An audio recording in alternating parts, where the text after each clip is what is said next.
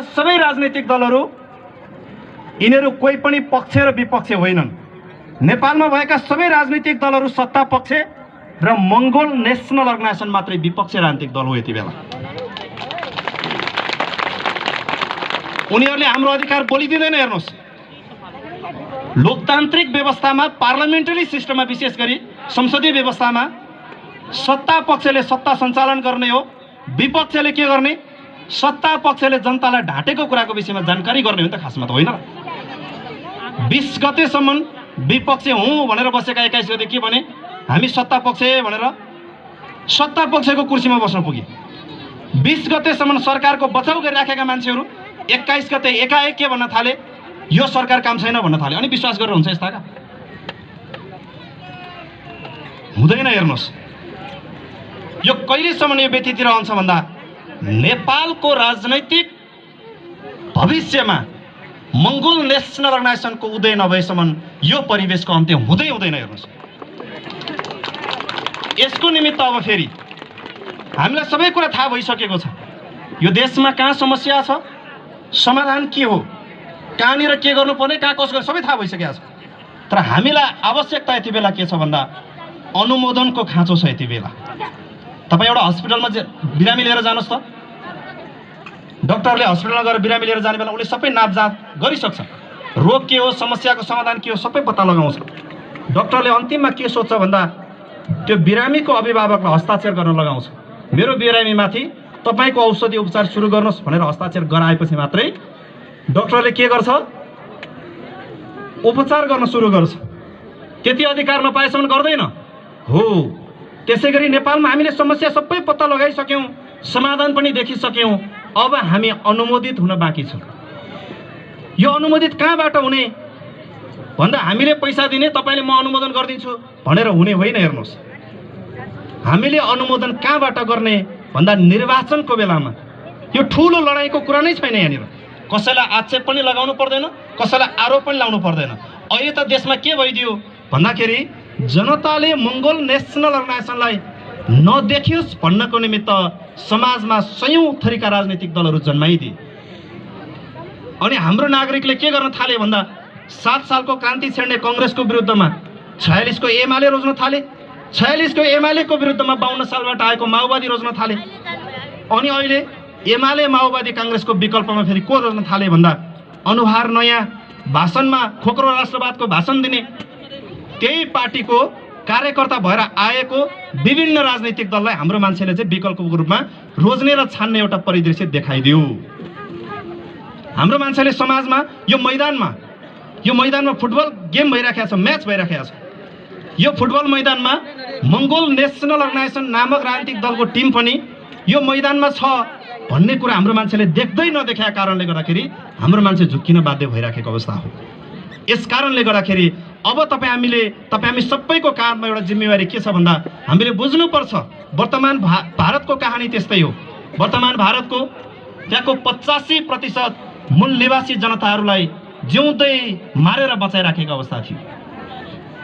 ती 85% भारतका मूलवासी नागरिकहरूलाई उजागर गर्नको निमित्त खाएको पनि नचल्ने, पानी पनि नचल्ने बनाइराखेको थियो।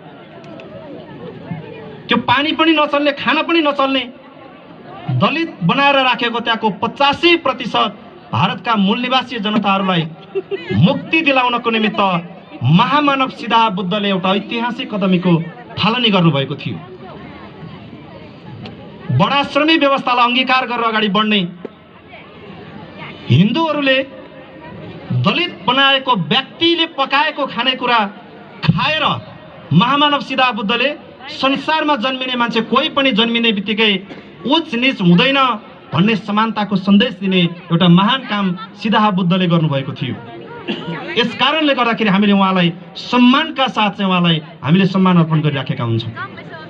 सिद्धार्थ बुद्धको निधन पछाडि पुनः वर्तमान भारतमा त्यही कुरा मौलाएर गइसके पछाडि भीमराव अम्बेडकरको पालामा भीमराव अम्बेडकरले त्यहाँका दलित बनाएर राखेका मान्छेहरूलाई तिमी दलित होइनौ, जन्मिने बेलामा ब्राह्मणहरू भिआइपीको कोखमा, दलितहरू काम नलाग्ने मान्छेको कोखमा जन्मिने होइन, जन्मिने बेलामा ब्राह्मण पनि त्यही कोखमा दलितहरू पनि त्यही आमाको कोखमा, ब्राह्मणहरू पनि उही 9-10 महिना, दलितहरू पनि उही 9-10 महिना एउटै प्रक्रियाबाट, एउटै गर्भाधान प्रक्रियाबाट चाहिँ जन्मेर आएको हुन्छ। यो त तिमी र हामीलाई पङ्गु बनाउनको निमित्त, अल्पसङ्ख्यक मान्छेले बहुसङ्ख्यकमाथि शासन गर्नको निमित्त रचना गरिएको एउटा चाहिँ झुटो कपोल कल्पित कथा र कहानी मात्रै हो भन्ने कुराको उजागर गरेर वर्तमान भारतमा भीमराव अम्बेडकरले एकै दिनमा 7 लाख त्यहाँनिर हिन्दू बनाएका दलित समुदाय बनाएर हिन्दू बनाएका मान्छेहरूलाई एकै दिनमा 7 लाख मान्छेलाई बुद्धको समानता, स्वतन्त्रता र भातृत्वको दर्शन ग्रहण गर्न लगाउने एउटा ऐतिहासिक काम महामानव भीमराव अम्बेडकरले गर्नुभएको अवस्था थियो वर्तमान भारतमा। यता हाम्रो देश नेपालमा केही पनि थाहा छैन, यो हो कि त्यो हो, यसो हो कि त्यसो हो, 7 सालबाट देश बनाउँछु भन्नेहरू, हाम्रो बाजे मरेर गइसके देश बन्दैन, 46 मा बनाउँछु भन्ने हाम्रो बुवाहरू वृद्ध भइसके बन्दैन, 52 सालमा अब त जसो तसो बनाउँछौँ भन्ने मान्छेहरू सत्तामा पुगिसके अझ पनि देश बन्दैन।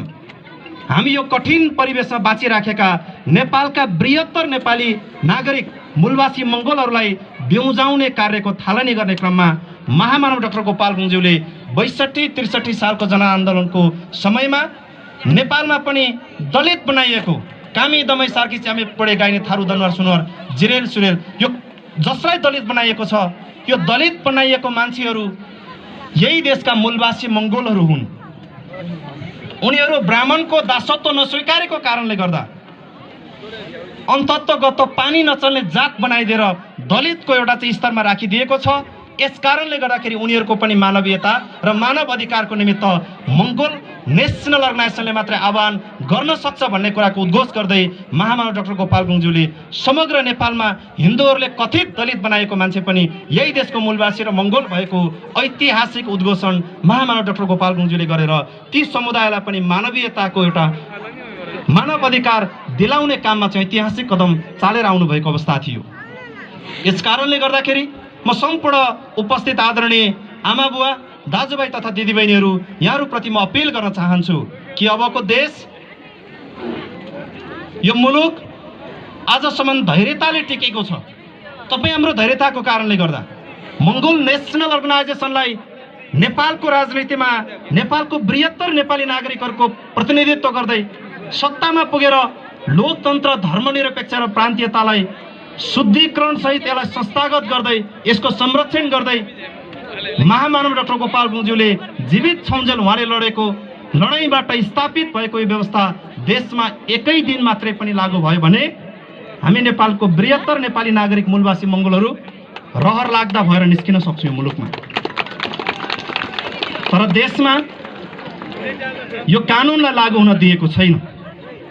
त्यस कारणले गर्दाखेरि तपाईँहरूले पनि अब ऐतिहासिक कदम उठाउनको निमित्त निर्णय गर्नुपर्ने बेला भएको छ। हाम्रो हातमा अब केही पनि छैन। राजनैतिक अधिकार हाम्रो हातमा छैन, शैक्षिक अधिकार हाम्रो हातमा छैन, धार्मिक अधिकार हाम्रो हातमा छैन, आर्थिक अधिकार पनि हाम्रो हातमा छैन, सामाजिक तथा सांस्कृतिक अधिकार पनि तपाईँ हाम्रो हातमा छैन। हामी सबै कुराबाट टकटकिसकेका छौँ। आज देश पनि हाम्रो हातमा छैन। हेर्नुहोस्, यो देशको सत्ता पनि हाम्रो हातमा छैन, यो देशको भूगोल पनि तपाईँ हाम्रो हातमा छैन। अब केवल तपाईँ हामीसँग बचे खुचेको एउटै कुरा मात्रै छ। त्यो कुरा के छ भन्दा तपाईँ हामीले बडो दुःख सङ्घर्ष गरेर जोगाएर राखेको एउटा प्राण मात्रै बाँकी छ तपाईँ हामीसँग। यस कारणले गर्दाखेरि महामानव डाक्टर गोपाल गुरुङज्यूले सधैँभरि भन्नुहुन्थ्यो, तिमीले गुमाउनु पर्ने कुरा सबै गुमाइसक्यो। मङ्गोलको राजनीतिमा लागेर तपाईँले अब केही पनि गुमाउनुहुन्न, किनकि देश त पहिल्यै गुमाइसक्यो। भूगोल गुमाइयो, राजनैतिक अधिकार गुमाइयो, शैक्षिक अधिकार गुमाइयो, आर्थिक अधिकार गुमाइयो, सबै कुरा गुमाइसकेका छौँ। अब हामीसँग बचेको एउटा प्राण मात्रै हो। यो प्राणलाई तपाईँले सुनको बाकसमा थुनेर राख्नुभयो भने पनि निश्चित समय पुगेपछि एक न एक दिन के हुन्छ, तपाईँको र मेरो प्राण ढलेर जान्छ नै जान्छ। हेर्नुहोस्, यस कारणले गर्दाखेरि महामानव डाक्टर गोपाल गुरुङज्यूले भन्नुभएको छ, गुमाउनु पर्ने कुरा सबै गुमाएर अब हामीसँग बचेको एउटा प्राणलाई धितो राखेर एउटा ऐतिहासिक लडाइँ लड्नुपर्ने बेला आएको छ। हामीले गुमायौँ भने यो दुःख, यो व्यथा यो पीडा सहेर बचेको यही एउटा प्राण मात्रै गुमाउँछौँ, अरू केही पनि गुमाउँदैनौँ। हेर्नुहोस्, पायौँ भने हामीले के पाउँछौँ भन्दा यो देशको समग्र शासन सत्ताको बागडोर हाम्रो हातमा हुन्छ। यस कारणले गर्दाखेरि अब ऐतिहासिक कदम चाल्ने बेला आएको छ। देशको वास्तविक राजनैतिक लडाइँ अब सुरु भयो, किनकि मङ्गोल नेसनलाई गिज्याउने र जिस्काउने काम गर्न थालिसकेका छन्। हिजोसम्म मङ्गोल नेसन कसैको निमित्त पनि टाउको दुखाइको विषय थिएन। हेर्नुहोस्, आज किन टाउको दुखाइको विषय बन्यो भन्दाखेरि एमाले माओवादी कङ्ग्रेस यसो गर्यो भन्दैन। हेर्नुहोस्, यसले के भन्छ भन्दाखेरि शासन सत्तामा बस्ने शासकहरूले एमाले माओवादी काङ्ग्रेस विभिन्न पार्टी भनेर ओल्लो भित्ताबाट पल्लो भित्ता, पल्लो भित्ताबाट पल्लो भित्ता पुर्याउने काम मात्रै गर्यो, यस कारणले बिउजिनु पर्यो मात्रै भन्छ एमएनओले। यही भित्र चेतनाको ढोकाहरू छ। यस कारणले गर्दाखेरि एमएनओलाई आज देशका शासन सत्तामा बसेका ती शासक वर्ग र ती तत्त्वहरूले एमएनओ उनीहरूको निमित्त घाँटीमा झुन्डिएको माउरीको गोला जस्तै भइसकेको अवस्था छ। यस कारणले गर्दाखेरि मैले तपाईँ सम्पूर्ण महानुभावहरूलाई मैले अघि भनिसकेँ, तपाईँ यसरी स्वतन्त्र रूपमा बोल्न पाउने अधिकार, लेख्न पाउने अधिकार, हिँडुल गर्न पाउने अधिकार यदि बचाउनु छ भने तपाईँले कसलाई बचाउनु पर्छ भन्दा तपाईँले कसलाई बचाउनु पर्छ? कसलाई बचाउनु पर्छ? एमालेलाई बचाएर पाइन्छ? कङ्ग्रेसलाई बचाएर पाइन्छ? कङ्ग्रेसले के भन्यो अस्ति? धर्मनिरपेक्ष होइन, फेरि सबैलाई कर्या कुरूप पार्ने हिन्दू राष्ट्र बनाउँछु भने कि भनेन? अनि हामी फेरि पनि कता लाग्ने भन्दा बाउको पाला बाजेको पालाबाट रुख फेरि त्यतै लाग्ने? कता लाग्ने? अब हामी मङ्गोल नेसनल अर्गनाइजेसनलाई बचाउनको निमित्त अब त्यो अभियानमा लाग्ने। यसको निमित्त हामीले के पनि गर्नु पर्दैन। हेर्नुहोस्, फेरि 10 वर्ष कथित जनयुद्धमा जस्तो बन्दुक बोकेर हिँड्नु पर्दैन, विभिन्न विद्रोह पनि गर्नु पर्दैन। मात्रै के गर्नुपर्छ भन्दा निर्वाचनको बेलामा के गर्नुपर्छ भन्दा भोट हाल्ने बेलामा कसैको पनि कुरा नसुनिकन मैले हाल्दै गरेको मतले कसलाई अधिकार सम्पन्न बनाउँदैछु भन्ने कुरा बुझ्नुपर्छ। मैले अस्ति भर्खरै एउटा कुरा बताएको थिएँ विभिन्न माध्यमहरू मार्फत। देशमा अस्ति भर्खरै एउटा कम्पिटिसन चलेको थियो, भोइस अफ नेपालको कम्पिटिसन। थाहा छ तपाईँहरूलाई? थाहा छ? गीत गाएर प्रतिस्पर्धा गर्ने थाहा छ तपाईँहरूलाई? एकचोटि हात उठाउनुहोस् त। हो, भोइस अफ नेपालको कम्पिटिसन अस्ति भयो। त्यो भोइस अफ नेपालमा तपाईँलाई मन परेको मान्छेलाई जिताउनु पर्यो भने तपाईँले के गर्नुपर्छ? तपाईँले के गर्नुपर्छ? भोट हाल्नुपर्छ। त्यहाँनिर एउटा भोट हाल्दा तपाईँको पैसा कति जान्छ? पैसा कति जान्छ? 10 रुपियाँ पैसा जान्छ एउटा भोट हाल्नु पर्यो भने। तपाईँले 10 रुपियाँको दरले हालेको भोटले गीत गाउने एउटा मान्छे जित्छ। त्यो गीत गाउने मान्छेले तपाईँलाई राजनीतिक अधिकार दिन्छ, आर्थिक अधिकार दिन्छ, धार्मिक अधिकार दिन्छ, शैक्षिक अधिकार दिन्छ, सामाजिक तथा सांस्कृतिक अधिकार दिन्छ। यो सबै अधिकार कसले दिन्छ? राजनीति गर्ने मान्छेले दिन्छ, अरूले दिँदैन। फेरि राजनीति गर्ने मान्छेले दिन्छ। अनि राजनीति गर्ने मान्छेलाई भोट हाल्ने बेलामा तपाईँको पैसा खर्च हुन्छ? हुँदैन। अनि किन भोट नहाले हामीले? हामीले भोट किन नहालेको आजसम्म? चुनावमा कुखुराको भालेमा भोट माग्न गयो भने त के भन्छ? कति दिन्छ पैसा भन्छ कि भन्दैन? तपाईलाई राजनैतिक रूपमा, आर्थिक रूपमा, धार्मिक रूपमा, शैक्षिक रूपमा, सामाजिक तथा सांस्कृतिक रूपमा अधिकार सम्पन्न बनाउने चुनावमा भोट हालिदिनुहोस् भन्दा हामी कति पैसा पाइन्छ, भोट के पाइन्छ भनेर सोध्छौँ।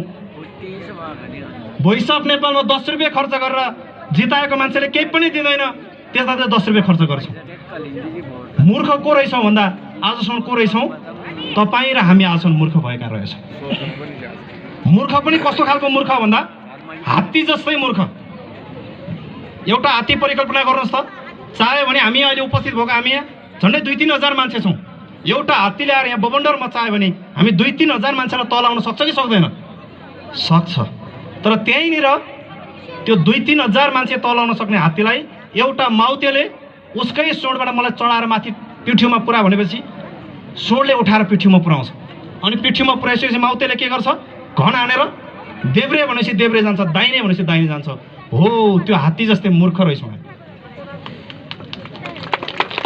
शक्ति सबै हामीमा छ, तर अरूको अरण खटन मान्ने मान्छे भएर बसिराखेका रहेछौँ। हात्ती जन्मिने बेलामा जहिले पनि तपाईँले याद गर्ने गर्नुहोस्, हात्ती जन्मिने बित्तिकै त्यो हात्तीको बच्चाको खुट्टामा मोटो साङ्लाले बाँधिदिन्छ मान्छेले। त्यो हात्ती जन्मिसके पछाडि उसलाई थाहा हुन्छ म मेरो आमाको गर्भबाट जन्मिने बेलामा स्वतन्त्र भएर जन्मेको मान्छे, स्वतन्त्र भएर जन्मेको प्राणी, यो कसले ल्याएर चाहिँ मेरो खुट्टामा के बाँधिदियो भनेर त्यसबाट फुत्केर भाग्नको निमित्त त्यो हात्तीको बच्चाले त्यहाँनिर चाहिँ आफ्नो खुट्टा हल्लाउँछ, भाग्न खोज्छ। आज गर्छ सक्दैन, भोलि गर्छ सक्दैन, पर्सि गर्छ सक्दैन। यसरी गर्दा गर्दै 1 वर्ष बित्छ, सक्दैन उसले, त्यो हात्तीले त्यो साङ्ला चुडाउन सक्दैन। 1 वर्ष पुगे पछाडि त्यो मान्छेले के गरिदिन्छ? त्यो हात्तीको खुट्टाको साङ्ला चुडालिदिन्छ। हो, त्यति बेला त्यो हात्तीको दिमागमा के परेको हुन्छ? मैले चाहेर पनि मेरो खुट्टाको यो साङ्ला चुडाएर भाग्न सक्दिनँ भन्ने उसको मानसिकतामा परिसकेको हुन्छ। अनि हात्तीको खुट्टाबाट त्यो साङ्ला चुडालिदिँदा पनि त्यसको मस्तिष्क चाहिँ कस्तो हुन्छ भने म यो मान्छेलाई चाहिँ ढलाउन सक्दिनँ, लडाउन सक्दिनँ, यसले जे भन्छ त्यही मान्नुपर्छ भन्ने पारिसकेका हुन्छ। हो, यसै गरी तपाईँ हामी नेपालको बहुसङ्ख्यक मूलवासी मङ्गोललाई के पारिदिइसकेको छ भन्दा देश कसले चलाउने भन्दा टुप्पी कसेर पढ्नेले चलाउने भन्ने बनाइदिएको छ। गुरुङ मगर तामाङ राई लिम्बू शेर्पा कोचेमेचे धिमालेर चलाउन सक्दैनन्, किनकि यिनीहरू पढ्ने बेलामा जाँड रक्सीमा रमेको होइन। हेर्नुहोस्, कानुनी रूपमा तपाईँ हामीलाई जाँड रक्सीमा भुलिन बाध्य बनाएको हो। यस कारणले गर्दाखेरि आजसम्म तपाईँ हाम्रो मानसिकतामा र मस्तिष्कमा चाहिँ के छ त भन्दा हात्तीको खुट्टामा लगाइदिएको साङ्ला जस्तो एउटा साङ्लो छ। अब तपाईँ हामीले निर्णय गर्नुपर्छ। त्यो हात्तीले चाहेको खण्डमा 1 वर्ष पुगेको वयस्क हात्तीले खुट्टा उचालेर पछारेपछि के हुन्छ? त्यो साङ्ला चुडिन्छ। त्यो साङ्लोमा बाँध्ने मान्छे 1 जना होइन, उसले 10 जना तलाउन सक्छ। त्यसै गरी अब तपाईँ हामीले के गर्नु पर्यो भन्दा हात्तीले जति बेला आफ्नो खुट्टाको साङ्ला चुडालेर स्वतन्त्र हुनको निमित्त खुट्टा उचालेर बजार्ने निर्णय गर्छ, निर्णय गरेपछि स्वतन्त्रता पाउँछ। त्यसै गरी अब तपाईँ हामीले यो देशमा भएको मङ्गोल नेसनल अर्गनाइजेसन भन्दा बाहेकका अन्य सबै राजनीतिक दलहरूबाट बाहिर निस्किनको निमित्त त्यो हात्तीले आफ्नो खुट्टा बजारेर साङ्ला चुडाले जस्तै अब सबै राजनीतिक दलबाट टकटकिने एउटा ऐतिहासिक निर्णय गर्नुहोस्। देश र देशको सत्ता तपाईँको हातमा हुनेछ। यसको निमित्त मङ्गोल नेसनल अर्गनाइजेसनको समस्त तहको नेतृत्व पङ्क्ति तयार भएर आइसकेको छ। अब यो देश नेपाल भाषण र नाराबाजीले होइन, लोकतन्त्र, धर्मनिरपेक्ष र प्रान्तीयताको असली अभ्यासबाट मात्रै देश परिवर्तन हुन सक्छ। आज देशमा के भन्दैका छन् भन्दा यो धर्मनिरपेक्षको कारणले समस्या भयो भन्दैका छन्। यो धर्मनिरपेक्ष भनेको बहुसङ्ख्यक धर्म मान्ने मान्छेको अधिकार भन्दा पनि अल्पसङ्ख्यक धर्म मान्ने मान्छेहरूको चाहिँ अधिकार सम्पन्न गराउने व्यवस्था हो। खासमा भोलि गएर देश हिन्दू राष्ट्र होला, मुस्लिम राष्ट्र होला अथवा क्रिस्चियन राष्ट्र होला, जुनसुकै राष्ट्र होला, हिन्दू राष्ट्र हुने बित्तिकै अरू कुनै पनि धर्मले फुल्ने र फल्ने मौका पाउँदैन। मुस्लिम राष्ट्र हुने बित्तिकै अरू कुनै पनि धर्मले फुल्ने र फल्ने मौका पाउँदैन। क्रिस्चियन राष्ट्र हुने बित्तिकै पनि फेरि अरू कुनै पनि धर्मले फुल्ने र फल्ने मौका पाउँदैन। यो देशमा अहिन्दू, मङ्गोल, बुद्धिस्ट, क्रिस्चियन, सिख, जैन, यो हामी सबै फल्ने र फुल्न पाउने व्यवस्था भनेको चाहिँ त्यो केवल धर्मनिरपेक्ष मात्रै हो। यस कारणले गर्दाखेरि महामानव डाक्टर गोपाल गुरुङज्यूले केवल एकजना व्यक्तिलाई हेरेर यो धर्मनिरपेक्षको निमित्त लडाइँ लड्नु भएको होइन। नेपालको अल्पसङ्ख्यक समुदाय, नेपालको अल्पसङ्ख्यक धर्म मान्ने मान्छेलाई समेत अधिकार सम्पन्न बनाउनको निमित्त उहाँले यो धर्मनिरपेक्षको लडाइँलाई वकालत गरेर अगाडि ल्याउनु भएको हो। आज देशमा एउटा नाम मात्रैको आँकडा ल्याएर हिन्दूहरूको जनसङ्ख्या व्यापक छ, हिन्दू राष्ट्र बनाऊ भनेको छ। भोलि हिसाब गऱ्यो भने हालत के हुन्छ भन्नुहोस्। अघि नै पूर्ववक्ता केन्द्रीय सदस्यज्यूले कुरा गर्दै हुनुहुन्थ्यो, एउटा जिल्लाको जनसङ्ख्या 2,63,000, मतदाता झन्डै 2,40,000। 18 वर्षको मुनिको मान्छेको गणना नै छैन, मतदाता नामावली नबनाएको मान्छेको गणना नै छैन। हो त्यस्तै एउटा कपोल कल्पित आँकडा ल्याएर एमएनओ र नेपालको बृहत्तर नेपाली नागरिकसँग नलड्नको निमित्त ती तत्त्वहरूलाई मेरो सुझाव छ उहाँहरूलाई, किनकि त्यो लडाइँले तपाईँलाई सफल बनाउँदैन। हेर्नुहोस्, त्यो मेरुदण्ड बिनाको लडाइँले तपाईँलाई सफल बनाउँदैन। आज देशमा किन कांग्रेस सफल भएन भन्दा मेरुदण्ड बिनाको लडाइँ हो त्यो। एमाले किन सफल भएन भन्दा त्यो पनि मेरुदण्ड बिनाको लडाइँ हो। माओवादी किन सफल भएन, त्यो पनि मेरुदण्ड बिनाको लडाइँ हो। नेपाल विकास र परिवर्तनको मेरुदण्ड के हो भन्दा यो देशको हामी बृहत्तर 80% बहुसंख्यक मूलवासी मंगोल चाहिँ यो देशको मेरुदण्ड हो। यो देशको मेरुदण्डलाई नजरअन्दाज गरेर परिवर्तन गर्छु भने त्यो कहिले पनि सम्भव हुँदैन। यस कारणले गर्दाखेरि म तमाम उपस्थित आदरणीय आमा बुवा दाजुभाइ तथा दिदीबहिनीहरू तपाईहरुप्रति म अपील गर्न चाहन्छु कि दक्षिण अफ्रिकामा नेल्सन मण्डेलाले पनि 27 वर्ष धैर्य गरेर त्यहाँको कालाहरूको अधिकार दिलाएर छाडेका थिए। अमेरिकामा अब्राहम लिंकनले 13 चोटि चुनाव लडेर 13 चोटिसम्म हार्दाखेरि पनि नातिकन धैर्यता राखेको कारणले गर्दाखेरि 13 चोटिको चुनाव हारेर अर्को पटकमा चुनाव जितेर श्वेत र अश्वेत बीचको खाडललाई पुर्ने काम गरेका थिए। र नेपालमा पनि मंगोल नेशनल अर्गनाइजेसन स्थापना भएको आज 35 वर्ष पुगेको छ। यो धैर्यताको कारणले हामी आइपुगेका छौं। हामीलाई विचलित बनाउनको निमित्त विभिन्न तत्त्व सक्रिय हुन्छ, उत्तेजनामा ल्याउने, लडाई लडाउने, विभिन्न काम गर्ने। म ती सबै तत्त्वहरुप्रति अपील गर्न चाहन्छु र उहाँहरूलाई सुझाव दिन चाहन्छु। मंगोल नेशनल अर्गनाइजेसन एउटा वैचारिक बाटो तय गरेर हिँडिसकेको संगठन हो। सँगसँगै हामीलाई के थाहा छ भन्दा तपाईले एउटा फुलबारीमा गएर हेर्नुस् त, फूल फुलिराखेको रुखमा एउटा कोपिला फूल हुन्छ, एउटा फुलिराखेको फक्रिएको फूल हुन्छ। त्यहीँनिर फक्रिएर पनि ओइलाइसकेको फूल 3 किसिमको फूल देख्नुहुन्छ। त्यो कोपिलाको प्रक्रिया के हुन्छ भन्दा फक्रिन्छ, फक्रिएपछि ओइलाउँछ। आफ्नै छेउमा फक्रिएर पनि ओइलाएर गइराखेको फूललाई पनि हेरेर एउटा कोपिलाले के गर्दैन भने म पनि भोलि फक्रिएर के नै गर्न सक्छु र अन्तिममा ओइलिएर नै जाने हो, त्यसकारणले किन फक्रिनु र भनेर कोपिलाले फक्रिने अभ्यास त्याग्दैन। हेर्नुहोस्, त्यो कोपिलाले फक्रिएर ओइलिएर जाने बाटो नै अपनाएर जान्छ। यस कारणले गर्दाखेरि तपाई हाम्रो अगाडि हामी हार्ने लडाई होइन, निश्चित रूपमा जित्ने लडाई भएको कारणले गर्दाखेरि हामी विचलित नभइकन मंगोल नेशनल अर्गनाइजेसनलाई आधार बनाउँदै देशमा रहेका सबै राजनैतिक दलहरू, त कसैको नि नाम लिन जरुरी छैन, राजनैतिक दलको नाम फरक होला, चुनाव चिन्ह फरक होला, झण्डा फरक होला, व्यापार एकै ठाउँमा हुन्छ, बिजनेस एकै ठाउँमा हुन्छ, लन्च डिनर एकै ठाउँमा हुन्छ। हेर्नुस्, नाता आफन्त गोता एकै ठाउँमा हुन्छ।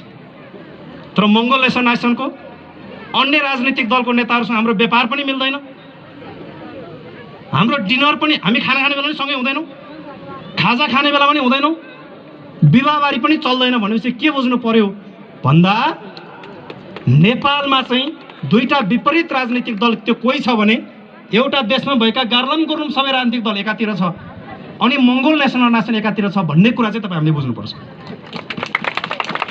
त्यो नबुझेसम्म परिवर्तन हुँदैन। अब फेरि हामीले यसमा बुझिहालौं, नेपालको सबै राजनीतिक दलको विपक्षी राजनीतिक दल हामी हौं भनेर हामीले उद्घोष गर्दै गर्दा हामीले के बुझ्न जरुरी छ भन्दा चान्चुने चुनौती खडा गर्दैनन्, भयंकर चुनौती दिन्छन् भने पनि हामीले स्वीकार्नु पर्यो नि परेन। प्रधानमन्त्री उसकै, राष्ट्रपति उसकै, शासन उसकै, प्रशासन उसकै, कस्तो लडाई लडेको होला एमएनओले कल्पना गर्नुस् त। मंगोल नेशनल अर्गनाइजेसनको राजनीतिक लडाई भनेको अदृश्य राजनीतिक लडाई, तर यसले दिने अधिकार नेपालको समस्त नागरिक, यो देशमा रहेका 80% बहुसंख्यक मूलवासी मंगोलहरू पनि र 20% हिन्दू आर्य बाहुन क्षेत्रीहरूलाई पनि अधिकार सम्पन्न बनाउने राजनीतिक लडाई चाहिँ मंगोल नेशनल अर्गनाइजेसनको राजनीतिक लडाई हो। यसैले गर्दाखेरि तपाईहरु सबैजनाले यो कुरालाई ध्यान दिइदिनु हुनको निमित्त विशेष अनुरोध गर्दै यस मुलुकमा